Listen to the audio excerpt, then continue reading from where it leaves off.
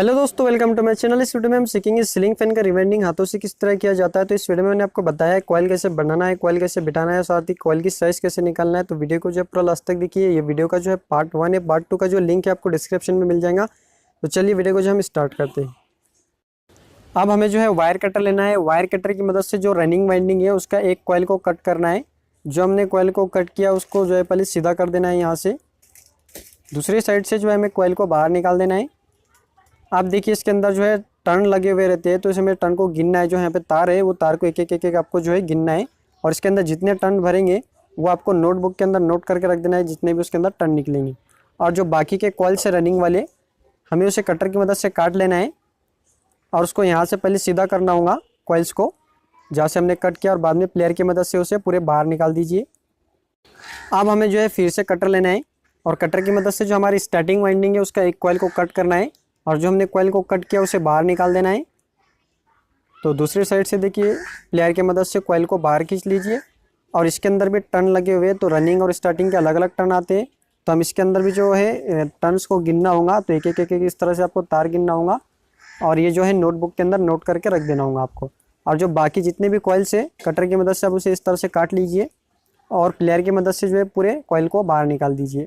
अब चलिए हम जो है इसके स्टेटर के बारे में जान लेते हैं। तो स्टेटर देखिए, इसका जो गोलाई में स्टेटर है वो 5 इंच है।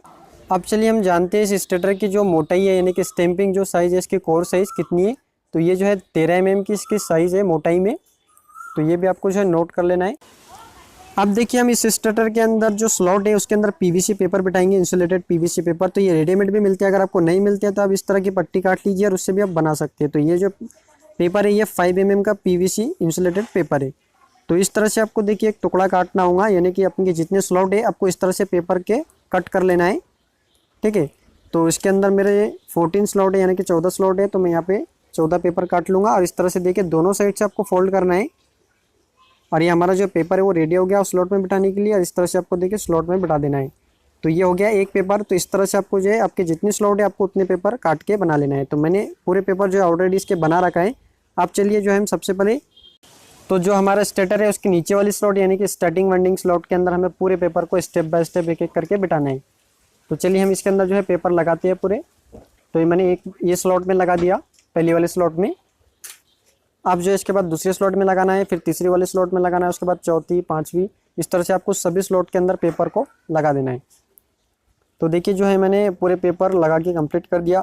अब देखिए जो मेरे हाथ में पेपर है ये ऊपर वाले स्लॉट के, यानी कि रनिंग वाइंडिंग के। तो हम ये बाद में लगाएंगे नीचे की वाइंडिंग करने के बाद में। अगर अभी हम लगा देते हैं तो पेपर के अंदर वायर अटकेगा। चलिए अब इसके हम कॉइल कैसे बनाना है वो देख